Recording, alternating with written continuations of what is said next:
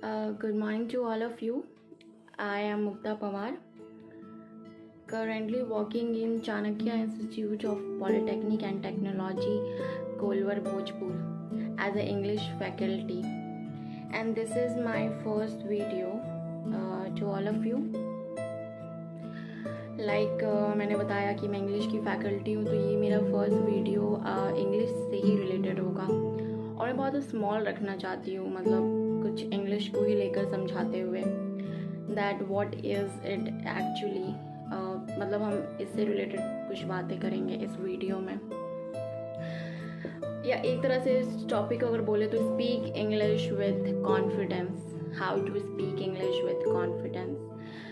तो वीडियो को स्टार्ट करने से पहले, बातों को आगे बढ़ाने से पहले मैं एक चीज़ बहुत क्लियर कर देना चाहती हूँ कि ये वीडियो सिर्फ और सिर्फ उन स्टूडेंट्स के लिए है जिसको इंग्लिश समझ आती है पर वो बोल नहीं पाते हैं, मतलब हेसिटेशन प्रॉब्लम है, जो बोल नहीं पाते उस चीज़ को। तो ये वीडियो बस उन्हीं के लिए है, ये उनके लिए नहीं है जिनको बिल्कुल समझ नहीं आती, क्योंकि जिनको बिल्कुल समझ नहीं आती है उन्हें तो पहले स्कूल जाना होगा, इंग्लिश सीखना होगा, तब फिर आगे बातें बढ़ेंगी, उसके बाद वो इस पे। तो ये उनके लिए है जो इंग्लिश समझ जाते हैं पर बोल नहीं पाते हैं। तो लेट्स स्टार्ट द वीडियो। तो इंग्लिश, व्हाट इज़ इंग्लिश? जो लोग सच में नहीं बोल पाते उनके लगता होगा कि ये बहुत ही टफ है, बहुत मुश्किल है, ये हो नहीं पाएगा, ऐसा बहुत सारा ख्याल आता है। ऊपर से बिहार में और बिहार के स्टूडेंट्स में तो ये चीज़ होता है, ऑब्वियस है, क्योंकि एक टाइम पे मेरे साथ भी ऐसा ही सीन था, मैं भी ऐसा ही कुछ सोचती थी हमेशा से। तो हम ना पहले स्टार्ट करते हैं, बहुत समझने की कोशिश करते हैं कि आखिर एक्चुअली में इंग्लिश क्यों मतलब इतना हमें हार्ड लगता है। क्योंकि ये तो एक लैंग्वेज है, जैसे हिंदी लैंग्वेज हो गया, जैसे भोजपुरी लैंग्वेज हो गया, वैसे ही इंग्लिश भी एक सिंपल लैंग्वेज ही है। कभी आप लोगों ने ये सोचा है कि हम हिंदी क्यों इतना कंफर्टेबली मतलब बोल देते हैं, क्यों हम इतना कंफर्टेबल फील करते हैं हिंदी बोलने में?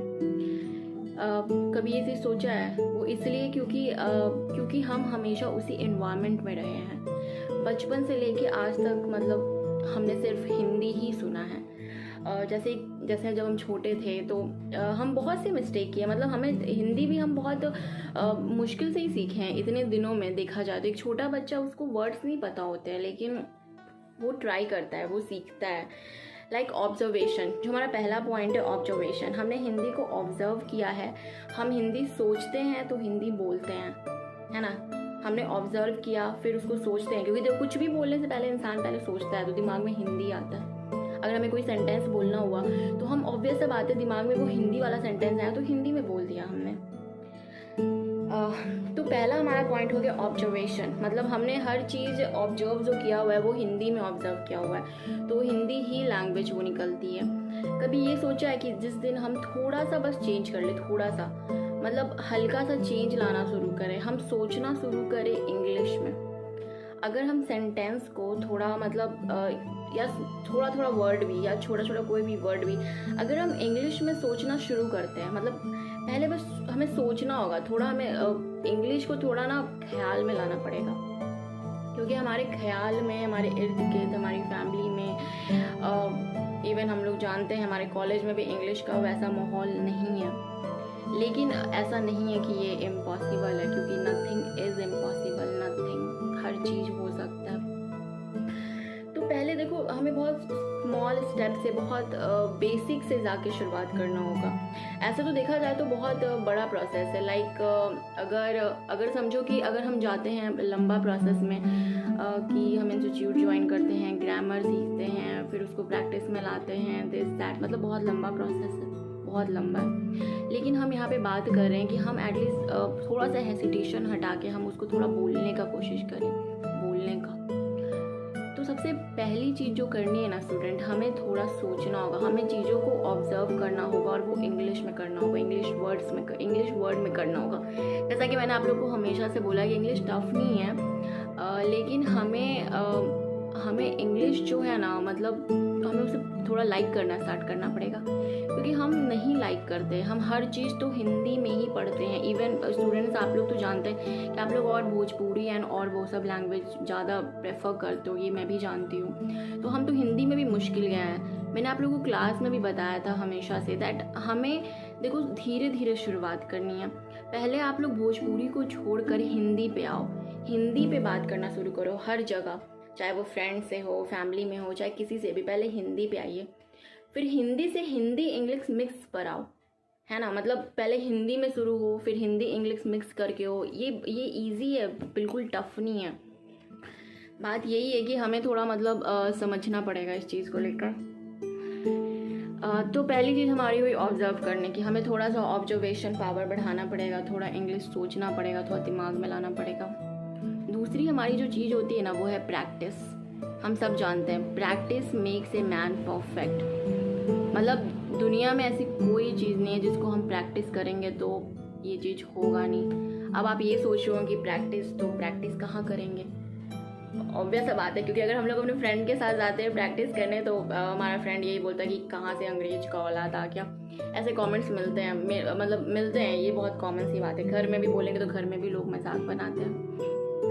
तो ये तो हम जान रहे हैं कि ये थोड़ा मुश्किल है, लेकिन हम खुद से शुरुआत कर सकते हैं, इतना भी नहीं है। पता है क्या करो प्रैक्टिस के लिए? Diary writing. दिन भर का जो तुम्हारा रूटीन है, दिन भर का जो रूटीन है उसको लिखना शुरू करो। मैं तुम लोग को हमेशा प्रेफर करती हूँ कि तुम लोग कुछ भी याद करो, वॉट एवर, उसको लिखो। क्योंकि अगर तुम लोग लिखोगे नहीं तो नहीं याद होगा, बिल्कुल नहीं होगा। हमेशा से मेरे पापा ने मुझे हमेशा से यही चीज़ बोला है कि कुछ भी पढ़ो, कुछ भी याद करो, उसको हमेशा लिखो। तो मेरे में एक लिखने की भी हैबिट है, चाहे वो क्यों ना, जैसे कि अगर दिन भर में मानो कुछ अलग सा हुआ मेरे साथ तो मैं क्या करती हूँ ना, उसको मैं किसी डायरी में किसी चीज़ में लिख देती हूँ। ऐसे ये रहता है कि मुझे वो चीज़ याद भी रहती है। और मैं हमेशा कोशिश करती हूँ ना कि मैं इंग्लिश में ही लिखूँ, क्योंकि इससे मेरा इंग्लिश का भी प्रैक्टिस हो जाता है। मैं आप लोग को ये नहीं बोल रही हूँ कि आप लिखना शुरू करो स्टार्टिंग में तो बहुत भारी भारी वर्ड लो, बहुत हार्ड वर्ड्स यूज़ करो। नहीं, एकदम कॉमन, एकदम ईजी, एकदम ईजी लाइन्स बनाओ। मैं सच बता रही हूँ ये काम करेगा, क्योंकि मेरी शुरुआत भी कुछ ऐसी हुई थी। मतलब ये चीज़ हर किसी की शुरुआत ऐसी ही होती है। हम बिल्कुल स्मॉल बहुत इजी सिंपल वर्ड से यूज़ करते हैं, और सिंपल वर्ड से ही हम धीरे धीरे थोड़ा हार्ड वर्ड्स में जाते हैं। क्योंकि वैसे क्या होता है ना, इंटरेस्ट जाग जाता है इंग्लिश को लेकर। तो अभी जैसे हमारा कॉलेज जो है वहाँ पे ना इंग्लिश का इंटरेस्ट जगाने में हमें थोड़ी मेहनत करनी पड़ेगी, क्योंकि इंटरेस्ट नहीं है, किसी को इंटरेस्ट नहीं है। और ये चीज़ मैं मतलब सही बोल रही हूँ, आप लोग भी जानते हो। अभी सब कुछ छोड़ो कि हमें ग्रामर जानना है, हमें इंग्लिश जानना नहीं। अरे हम लोग को ABCD तो आ रहा है ना, A to Z तो आता है, ऑफ कोर्स आता है। इवन बहुत सारे ऐसे इजी लाइंस है जो तुम लोग पढ़ लेते हो, समझ लेते हो, बिल्कुल ऐसा होता है। तो हम क्यों नहीं वहाँ से शुरुआत करें? हम थोड़ा सा मतलब हर दिन का लाइफ का जो रूटीन हो, चाहे कुछ भी हो, या जर्नल राइटिंग कह सकते हो एक तरह से, हम वो लिख सकते हैं। अगर हम सिंपल वर्ड्स और इजी लाइंस में अगर लिखें तो बहुत अच्छा काम देगा। तो हमारा दूसरा पॉइंट जो हुआ ना स्टूडेंट्स, पहला हमारा ऑब्जर्वेशन हो गया, दूसरा प्रैक्टिस हो गया। Practice makes a man perfect. हमें ये चीज़ करना पड़ेगा, मतलब करना होगा। एक छोटा बच्चा होता है ना, तुम्हें पता है वो जल्दी नहीं सीखता है वर्ड। ऐसा नहीं है कि हम छोटा बच्चा तुरंत सब कुछ सीख कर आया हो। वो फिर जब देखता है, ऑब्जर्व करता है हर चीज़, कि उसकी मम्मी क्या कर रही हैं, उसके पापा क्या कर रहे हैं, उसके अगल बगल के लोग क्या बोल रहे हैं, क्या चीज़ हो रहा है, ये चीज़ मतलब वो ऑब्जर्व करता है, फिर वो उसे अपनाता है एंड देन प्रैक्टिस करता है, तब जाके वो बच्चा बड़ा होता है। ये समझ रहे हो ना? उसका हमारा तीसरा जो पॉइंट है वो है try to think in English. मैंने बताया था ना शुरू में कि हम सोचते हैं हिंदी में तो हिंदी में ही बोलते हैं।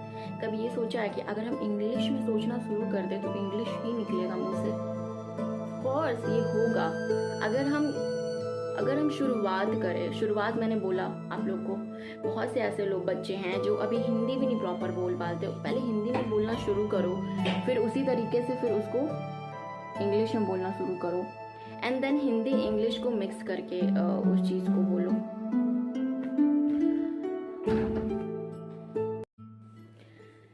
तो जैसा कि मैंने बताया कि हमें ज़रूरत है पहले सोचने की, तो इस चीज़ को आगे बढ़ाते हैं। तो अगर हम सिर्फ ये चीज़ सोचना शुरू करें इंग्लिश में हर चीज़, मतलब छोटे छोटे वर्ड्स, बहुत छोटे छोटे, वो नॉर्मल रूटीन के भी हो सकते हैं, नॉर्मल वर्ड्स हो सकते जो आप आपस में बात करते हो।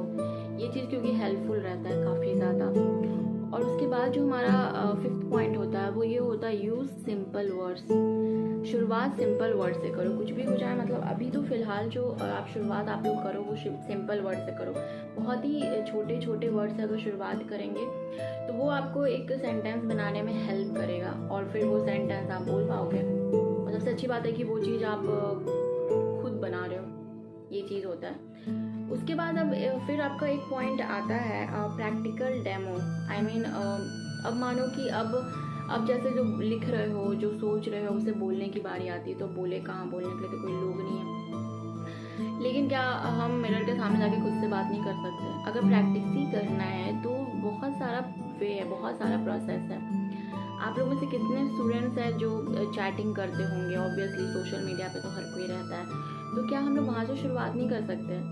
चैटिंग से शुरुआत कीजिए, इंग्लिश में चैट करना शुरू करो। वहाँ पे थोड़ा धीरे धीरे इंटरेस्ट जागेगा, थोड़ा मज़ा आएगा, फिर कुछ नया भी सीखने लगोगे। ये चीज़ हो जाता है। अगर मानो एक चीज़ और मैं बताना चाहती हूँ, यहाँ पे बहुत से ऐसे लोग हैं, इवन पूरे लाइफ में ऐसे बहुत लोग मिलेंगे जो आपको डीमोटिवेट करेंगे, क्योंकि मोटिवेट करने वाले बहुत कम लोग रहते हैं, लेकिन डीमोटिवेट करने वाले लोग मतलब इस दुनिया में भरे पड़े हैं। इंग्लिश ऐसी ही चीज़ है कि क्या होता है ना, हम अगर शुरू भी करते हैं तो हमें लोग इतना मजाक और इतना ये कर देते हैं ना कि हम खुद ही डीमोटिवेट हो जाते हैं। फिर कितने सारे स्टूडेंट्स तो सोचते हैं मेरा मजाक बनेगा, ये होगा वो होगा। मैं समझ सकती हूँ इस चीज़ को, क्योंकि मैंने भी फील करा है ये बहुत बार, तो ये चीज़ मैं अच्छे से समझ सकती हूँ। लेकिन पता है मैंने ये चीज़ जाना है कि डीमोटिवेट ही नहीं होना है, कुछ भी हो जाए मतलब नहीं होना है। हमेशा ये ट्राई करो कि खुद भी मोटिवेट रहो और अपने साथ 2-3 लोगों को और मोटिवेट करो, क्योंकि वो हमेशा हेल्प करता है। इंग्लिश कुछ नहीं है यार, इस इंग्लिश में हर कोई बोल सकता है, लेकिन एटलीस्ट पहले शुरुआत तो कीजिए। कहीं छोटे से चीज़ पे ही शुरुआत कीजिए, छोटे से चीज़ों से। आसान से सेंटेंस बनाओ, उसको बोलने की प्रैक्टिस करो, कोई आसान सा टॉपिक ले लो, चैटिंग करो इंग्लिश में। और सबसे बेस्ट वे बताऊँ, मतलब जो आप लोग हिंदी को प्रेफर करते हो, भोजपुरी प्रेफर करते हो, मूवीज़ देखते हो ज़्यादा, तो आप वो चीज़ कन्वर्ट करो, इंग्लिश वेब सीरीज़ देखना शुरू करो। एक वेब सीरीज़ है गेम्स ऑफ थ्रोन करके, इंग्लिश में, मैं सच बता रही हूँ, बहुत सही है, बहुत सही है। आप वहाँ से शुरुआत कर सकते हो। इसके अलावा आप कुछ मूवीज़ बहुत सारे हैं इंटरेस्टिंग, आपको जैसी मूवीज़ पसंद है आपको इंग्लिश में मिल जाएगी। मेरे को लगता है कि मूवी जो है ना वो सबसे आसान तरीका है इंग्लिश सीखने का, क्योंकि मेरा खुद का पर्सनल एक्सपीरियंस है। मैं अगर थोड़ा बहुत भी आज इंग्लिश, अगर मेरे को थोड़ा सा भी नॉलेज है तो उसने मेरे को बहुत बड़ा जो हेल्प किया है ना, मेरे को मूवी ने किया। मूवी सच में बहुत हेल्पफुल रहता है। और ट्राई करो ना सब टाइटल्स वाला देखने का, क्योंकि जो वो बोल रहा है, अगर नीचे वो लिखा हुआ आता है सब टाइटल्स, उसको अगर आप देखना शुरू करोगे ना, that will seriously help you. मैं क्या करती थी ना, मैं देखती थी, फिर मैं पता है हार्ड वर्ड जो मुझे नहीं समझ आता उसको मैं नोट डाउन करती रहती थी। मतलब मैं एक होमवर्क की तरह एक मूवी देखती थी। तो उससे मेरा क्या हुआ ना, मतलब मेरा थोड़ा इंटरेस्ट आ गया इंग्लिश में। ऐसा तो इंटरेस्ट मेरा बचपन से भी था, क्योंकि मेरे पापा ने हमेशा से इस चीज़ को आगे रखा है। तो लेकिन मेरा इतना नहीं था जितना मैं खुद ही अब इंटरेस्ट ला रही हूँ, और मैं खुद इसमें आगे भी इसी चीज़ में आगे करूँगी, तो जो भी है मतलब। लेकिन मैंने एक चीज़ बहुत नोटिस की है कि बिहार का सबसे बड़ा प्रॉब्लम यही है कि हम बोल नहीं पाते, क्योंकि हमें हेसिटेशन होता है, प्रॉब्लम होता है। और हेसिटेशन की वजह यही होती है कि सामने वाला इंसान मजाक बना देगा। लेकिन आपको मैं एक बात बताऊँ, यहाँ कोई नहीं है जिसको प्रॉपर इंग्लिश आता है, कोई नहीं। वो सामने वाला वो इंसान ही नहीं है जो महारत ही हासिल किया हो इंग्लिश में। मैं सच बता रही हूँ, ये बात सबसे ज़्यादा सच्ची वाली बात जो है ना वो यही है। जिस दिन दिमाग में ये आ जाएगा ना कि मेरा जो सामने वाला इंसान है एक्चुअली उसको ही नहीं आ रहा है, तो उस दिन आपको खुद ही कॉन्फिडेंट होगा। अगर कॉन्फिडेंट हो या ना हो, but try to pretend confident, ठीक है? प्रिटेंड करना सीखो कि आप कॉन्फिडेंस में हो। मेरे पास ऐसे बहुत एग्जाम्पल है, वो बिल्कुल फ्लुएंटली इंग्लिश बोल रहा है, बट बिल्कुल गलत, ग्रामर गलत, लाइंस गलत, लेकिन पता है वो इतना कॉन्फिडेंट में वो इंसान वो बोल रहा है कि सामने वाला ही 1-2 सेकंड के लिए सोचा कि मतलब कि शायद ही सही बोल रहा हूँ, मैं ही गलत हूँ। ऐसा होता है, और ऐसा मेरे पास बहुत सारे लोगों का एग्जाम्पल है, बहुत सारे। तो मैंने एक चीज़ देखा है, कोई भी लैंग्वेज बोलने के लिए ना हमें कॉन्फिडेंट चाहिए होता है। कॉन्फिडेंट आप वो खुद ला सकते हो, ये आपको कोई दे नहीं सकता है, कोई एक गिफ्ट नहीं है कि आपको दे सकते हैं। इट जस्ट लाइक कि आपके अंदर है, आपको थोड़ा सा उसको ढूंढना है और लाना है। कॉन्फिडेंस बहुत इंपॉर्टेंट चीज़ है इंग्लिश में कुछ भी बोलने के लिए। आपके चेहरे पे कॉन्फिडेंस दिखना चाहिए। अगर चेहरे पे कॉन्फिडेंस नहीं दिखता, सामने वाला पकड़ लेगा दैट कि उसको नहीं आता। और इंग्लिश इम्पॉर्टेंट भी है क्योंकि आगे जाके अगर हमें जॉब करनी है, जॉब क्या मतलब एक पर्सनालिटी अगर आपको अच्छा बनाना है तो इस तरह से वहाँ पे भी लैंग्वेज ज़रूरी हो जाता है। तो हर किसी को आना चाहिए, एटलीस्ट अपनी पर्सनालिटी को तो हर किसी को ठीक करना चाहिए, क्योंकि हम टेक्निकल एजुकेशन ले रहे हैं, आप लोग टेक्निकल एजुकेशन लेने आए हो। तो अगर आप इंग्लिश थोड़ा भी नहीं जानोगे, थोड़ा भी नहीं शुरुआत करोगे तो आगे बहुत दिक्कत होगा, बहुत ज़्यादा। और पता सबसे अच्छा बात क्या है तुम लोग का, कि तुम लोग का तो भी शुरुआत है, तो आप सभी लोग अभी बहुत सही स्टेज पे हो। अभी आप लोग गलती भी करोगे कोई फ़र्क नहीं पड़ेगा, क्योंकि बाद में गलती करोगे तो बहुत फ़र्क पड़ेगा। अभी जो गलती कर रहे हो वो सुधर जाएगा, अभी जो गलती कर रहे हो वो सब चीज़ सॉल्व होने के लिए, मतलब हर चीज़ है सॉल्व होने के लिए, लेकिन बाद में वही गलती होगा तो वो चीज़ नहीं हो पाता है। तो ये चीज़ आपको खुद समझना पड़ेगा। पता है एक इंसान ना हमेशा यही सोचता है कि ये प्रॉब्लम है, ये प्रॉब्लम है, इंग्लिश में ये प्रॉब्लम है, इंग्लिश में वो प्रॉब्लम है। मुझे लगता है ना जिस दिन हम ये सोचने लगे ना कि इंग्लिश का सॉल्यूशन ये सॉल्यूशन है, उस प्रॉब्लम का ये सॉल्यूशन, उस प्रॉब्लम का ये सॉल्यूशन है, तो खुद में खुद ही इंटरेस्ट होने लगेगा इंग्लिश में, क्योंकि हम इंग्लिश की सॉल्यूशन ढूंढ रहे हैं। इंग्लिश कोई पहाड़ वाली चीज़ थोड़े है कि हम नहीं बोल पाएंगे। तो ये चीज़ ध्यान रखना। अगर कॉन्फिडेंट नहीं भी है ना तो ट्राई टू प्रिटेंड, क्योंकि एक प्रिटेंड करने से भी बहुत सी चीज़ें आसान हो जाती है। ऐसा मुझे लगता भी है और ऐसा होता भी है, ये सिर्फ मैं नहीं, मतलब हर कोई कह सकता है। बाकी एग्जाम्पल तो मैंने दे दिया। वेब सीरीज़ देखो, मूवीज़ देखो, चैटिंग करो, जो चीज़ पसंद है वहाँ से शुरुआत करो। डायरी लिखने की कोशिश करो, इंग्लिश में लिखो, डेली रूटीन लिखो, लिखने की आदत बनाओ, क्योंकि अगर लिखने की आदत नहीं बनेगी तो प्रैक्टिस नहीं होगा, प्रैक्टिस नहीं होगा तो परफेक्ट नहीं बनोगे। ऐसा परफेक्ट तो कोई नहीं बनता है, लेकिन स्टिल ट्राई तो करता है ना लोग, आप लोग भी कर सकते हो। मुझे पूरा विश्वास है, पता है क्यों? क्योंकि जब मैं कॉलेज में आई थी ना तो मैंने जब स्टूडेंट्स को देखा फर्स्ट सेमेस्टर में, तो आई वॉज रियली सरप्राइज्ड। मतलब मुझे नहीं लगा था कि आप सभी लोग मतलब थोड़ा भी इम्प्रूव कर पाओगे, बट यू नो मतलब इट्स रियली, मतलब मैं आप लोगों की तारीफ़ करना चाहती हूँ। सेकेंड सेमेस्टर में आते आते आपकी पर्सनैलिटी, आपका लैंग्वेज बहुत हद तक बहुत सही हुआ है, एंड दिस इज़ रियली मतलब एक बहुत बड़ा, जो कहते हैं ना हम सारे फैकल्टीज़ के लिए ये बहुत बड़ी उपलब्धि है, एक तरह से हम कह सकते हैं अचीवमेंट, हमारा अचीवमेंट। एक टीचर का सबसे बड़ी खुशी की बात यही होती है कि उसका जो स्टूडेंट है वो जब उसके सब्जेक्ट को प्रूव कर देता है, थोड़ा सही कर देता है, तो यू नो उससे बड़ी खुशी कुछ भी नहीं होती। ये मैं नहीं, ये हर फैकल्टी का ये चीज़ है। तो अब वीडियो को थोड़ा इतना ही रखते हैं। मैंने इसको 2 हाफ में बनाया क्योंकि बीच में कुछ लोग आ गए थे, इस वजह से। मैं इस वीडियो को अंत करने से पहले हमारे चेयरमैन सर डॉक्टर अशोक गगन और हमारी डॉक्टर अशोक गगन सर को बहुत थैंक यू बोलना चाहती हूँ। सबसे बड़ा थैंक यू इसलिए भी क्योंकि डिजिटल वर्ल्ड में जो हमने जो ये शुरुआत की है ये बहुत ज़्यादा हेल्पफुल है, बहुत ज़्यादा स्टूडेंट्स के लिए भी है, और यहाँ तक कि हमें खुद भी एक मौका मिला है कि हम खुद भी जान सके कि हमें कितनी टैलेंट है। यू नो मैं बहुत टाइम से सोच रही थी कि मैं कुछ ऐसा वीडियो रिकॉर्ड करूँगी, कुछ ऐसा करूँगी, लेकिन मैंने आज तक मेरे में मतलब हो नहीं रहा था। तो इस असाइनमेंट के लिए भी थैंक यू सच में, मतलब तहे दिल से। इसके अलावा हमारी जो मैम है दिव्य ज्योति मैम, वो तो हमेशा सपोर्ट करती हैं, इसमें कोई वैसा नहीं है। हमारी CEO मैम हमेशा, हमारे डायरेक्टर सर जो हैं अर्जुन सर, उनसे ज़्यादा मतलब मैंने समझदार और उतनी पोलाइट वे में हर चीज़, हर सॉल्यूशन को समझने वाला मैंने भी नहीं देखा है। तो मैं उनको भी थैंक यू कहना चाहती हूँ कि इस ऑर्गेनाइजेशन ने बहुत सारी नई चीज़ें सिखाई है, बहुत सारी, सिर्फ आप लोगों स्टूडेंट्स को नहीं बल्कि हम फैकल्टीज़ को भी। हमारी principal ma'am, coordinator ma'am Kiran ma'am, principal ma'am Meenakshi ma'am, manager, हमारे जो मैनेजर हैं मृणाल सर, इसके साथ सारे HODs एंड सारे फैकल्टीज़ जो मेरे कलीग्स हैं, आप लोग भी हमेशा मुझे मोटिवेट करते हैं, हमेशा सब कुछ बहुत अच्छा है। न्यू ऑर्गेनाइजेशन है, पर न्यू ऑर्गेनाइजेशन को ही इतना अच्छा मतलब प्रूफ भी करने के लिए इन सब चीज़ों में हेल्प करने के लिए, हर चीज़ के लिए थैंक यू। और एक और बात, मतलब इस तरीके का हालात है, आप देख रहे हैं पूरे देश की हालत ऐसी है, पर इस मुश्किल टाइम पे भी ये ऑनलाइन क्लासेस और इसका आइडिया आना ये बहुत बड़ी बात होती है। और मैं आपको बता दे रही हूँ, हमारा कॉलेज पहला कॉलेज है बिहार का जिसने ऐसी शुरुआत की है। तो हम लोग यही कोशिश करें कि हम ज़्यादा से ज़्यादा अच्छा एजुकेशन हर स्टूडेंट को दे सकें, जिससे आप भी हमसे सेटिस्फाई हो सके। लेकिन हाँ देखो, मुझे तो रिज़ल्ट चाहिए भी, मुझे रिज़ल्ट भी चाहिए। अगर मैं मेहनत कर रही हूँ, मेरा स्टूडेंट मेरे को रिज़ल्ट नहीं शो कर रहा है, तो मैं फिर वहाँ पे गुस्सा होती हूँ, फिर मेरे को तो रिज़ल्ट चाहिए। तो ये चीज़ हमेशा दिमाग में रखना कि अगर मैं एजुकेशन सही दे रही हूँ तो मैं आप लोग से रिज़ल्ट भी चाहूँगी। और वहाँ पर मैं गुस्सा भी होती हूँ, बहुत बार बहुत कुछ बोल भी देती हूँ। तो एक टीचर ऑब्वियसली बोलेगा, और अगर टीचर नहीं बोलेगा तो कौन बोलेगा, ये चीज़ है।